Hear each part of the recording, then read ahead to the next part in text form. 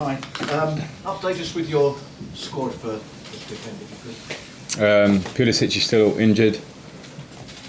Kante is injured. Tammy Abraham is injured, and that's it. What's the problem with Tammy? Same. So we're trying to find a solution. It's obviously frustrating that he comes in and out somewhat, but he's injured. Where are we with Ruben Loftus-Cheek? He was on the bench last weekend, but then wasn't part of the match for the squad against Bayern. Yeah, Ruben's in the squad again tomorrow. We haven't had great opportunity to get Ruben game time as much as we want. I felt at Tottenham he could be an impact in some sort in the game, and that would have been suitable for him to get some minutes.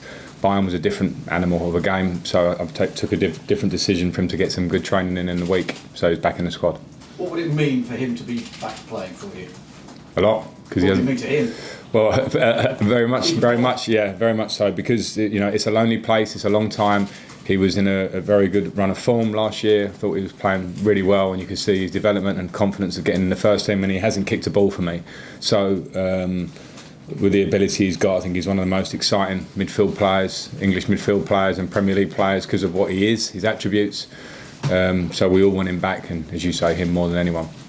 You said you learned a lot about your players in midweek. What sort of a response have you seen over the last couple of days? What sort of a response do you need to see this weekend? Well, the response will be what we see tomorrow. The lads are fine in training. They looked determined this morning. Things like this happen in football. There are moments, there are games, there are everything individually where it's a tough match, a tough game. It opens your eyes somewhat.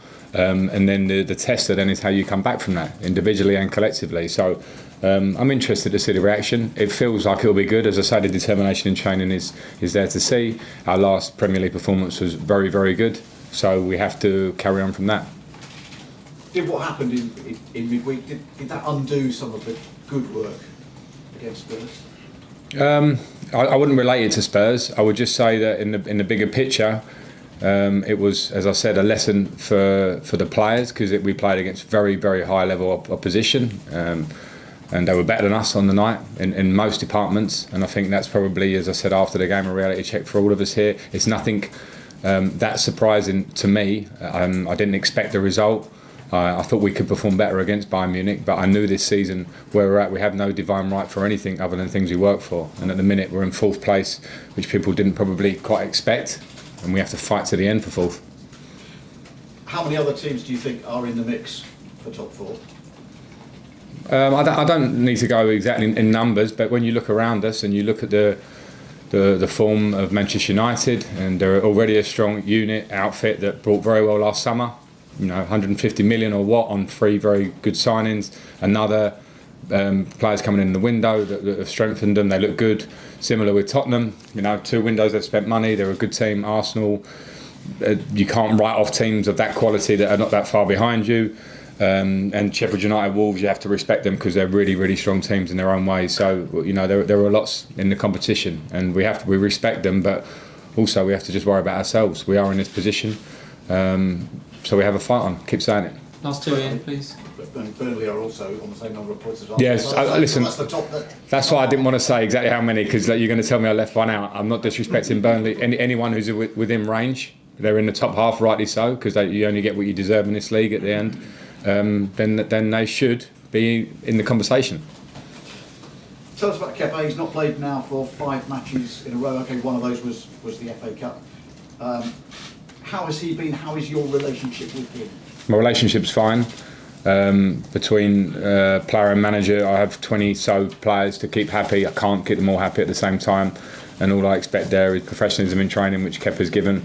And every position is the same. You train well to try and get in the team. If you're not in it, when you play, you try and play at performance levels that keep you in the team. That's the standards we have to have at this club, the ones that I demand. Every player is in control of their own destiny to a degree with that, and how they turn up every day. And yeah, Kepa's training well, but Willy Caballero also is training well and has been playing pretty well, made some really good saves against Bayern Munich, so I have competition there. But I will decide as we go, and that's why I am very strong on the fact that how you train and how you turn up every day is pivotal in how you are as a Chelsea player. What do you say to those who are already suggesting that maybe Kepa won't be here next season? Well, I've read quite a bit of false nonsense articles this week of people probably guessing players. As I just mentioned you there, every time a Chelsea player puts on the shirt, they're in control of their destiny somewhat individually. We can't always control collectively what a result will be, but individually you can control that. So all I'm focusing on is what we do game by game now to try and get the best finish to this season that we possibly can. And then of course there are decisions for the club ongoing in the summer. We have to look at that, but there's no way I'm jumping into the future now. And as I say, a lot of those reports were wrong. Lindsay? When you were talking about some of the other teams around you, you talked about the spending money, which is something that hasn't really happened here after the ban's been lifted in the last window. Do you think that's played a part potentially in how far Chelsea can go in that top four? Well, we can't, as I say, we couldn't control the ban that happened, and we knew that, and I suppose we also lost, for me, the best player in the Premier League in Eden Hazard. So this season was never going to be a given. We weren't going to be given anything because everyone's trying to improve around us. What we're trying to do is improve on the training pitch. I know what the squad is now. I'm certainly not harping back to January now, because we have to work now to try and finish the season well. We've shown we can get into fourth position. Now we have to kick on a game for the run-in. So. In terms of your own managerial season, the shift in focus these last 7 days, how have you found it going from important Premier League matches in that race, then Bayern Munich in the Champions League, because this is the first for you? Yeah, but it doesn't feel at first, because I've played that a long time as a player here. And wherever you are, whether I was at Derby last year and when we were in the run-off to the playoffs, the shift in focus happens all the time, from cup to league to the next opposition. The important part of my job is not to get caught up in too much of the outside world and opinion, because I have to work and the games come thick and fast. So in between games, I'm always striving for the positive reaction to the next game. Even after Tottenham, when we win, I want to get even better than that. So it doesn't really change that much. Liam Twomey, please. Frank, at the end of this week, where do you stand on the 3-at-back system? Because you used it for 2 really big games. Obviously, you had a great result against Spurs. Didn't work so well against Bayern. Where do you stand on it now? I stand on the fact that we have to be fluid, and results are normally because of how we perform as players. How the input against Tottenham with a 3-at-the-back was fantastic and it worked, and against Bayern we made mistakes, some individual errors during the game that were crucial. 2 goals in a few minutes in a game of that level is very difficult to come back from. We know that. So I stand where I stood at the start of the week. And just to confirm, you didn't mention Callum among the injuries. Sorry, Callum is the one that was in my head. The one that I did mention. He's not fit. He's not. Nizar? Frank, I was just going to ask you about Christian Pulisic. Has he been out for longer than you expected initially? And could you just maybe expand a little bit on his fitness at the moment? Yes, because the projected time out was a lot less than what it's turned out to be. So yeah. However, I had a similar injury myself as a player and was out for 3 months, the worst injury I had. So I can certainly speak with him and sympathise with the detail of the injury, because it's not an easy one. I re-injured it trying to be too keen to come back. I know it's a delicate injury, so I'm sort of in the middle. Yes, I expected him back quicker, but knowing the injury, I can see that it's a difficult one. I guess his attributes are something you might have missed as well. In midweek, it would have been good to have him against Bayern.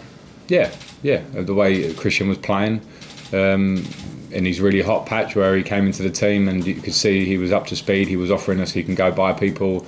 His ability to do that, his pace in the game, of course, we're missing. Could I just confirm, is it an adductor injury? Mm-hmm. Yeah. Thank you. Carrie?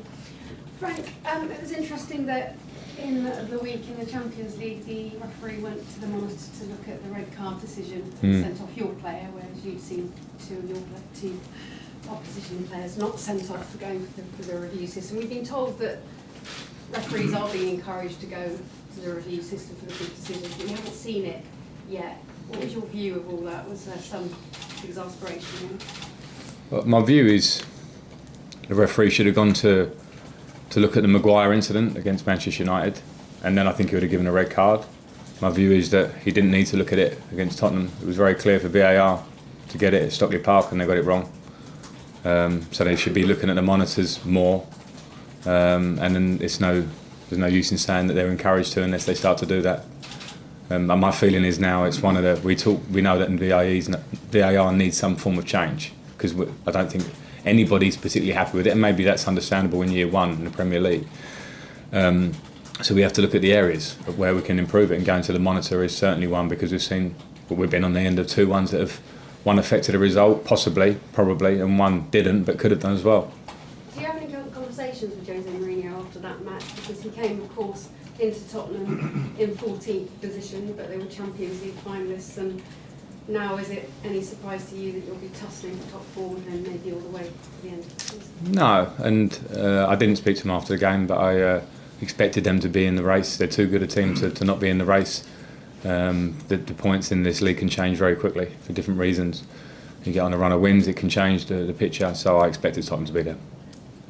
Good, quickly. And just coronavirus, they're stepping up everything now. We've all washed our hands with antibacterial fluids. We came in here. How much are you talking to your players about it? You're just trying to keep it quite calm now and monitoring. Can I step in there, Kerry? The club are following government protocol at the moment, but there's no other update we've got for that. Yeah, and the players are on that as well. We're all together on it. Last question, Nick. Frank, just with Tammy, I know you said obviously he was keen to play through the pain and you were happy to do that. Frustrating then, I guess, that if he's suffered a setback, and does he have to have a period of time just sort of out fully now where he just gets rid of this problem entirely, do you think? I don't know. We need to see. I'll speak to the doctors daily about it, but we're not actually clear on that one. At the minute, yeah, he's not doing anything active for the next couple of days. So I don't know. Not sure how long it'll be. No. Okay. No. Sorry. Okay, cameras off, please. We'll now move on to the dailies.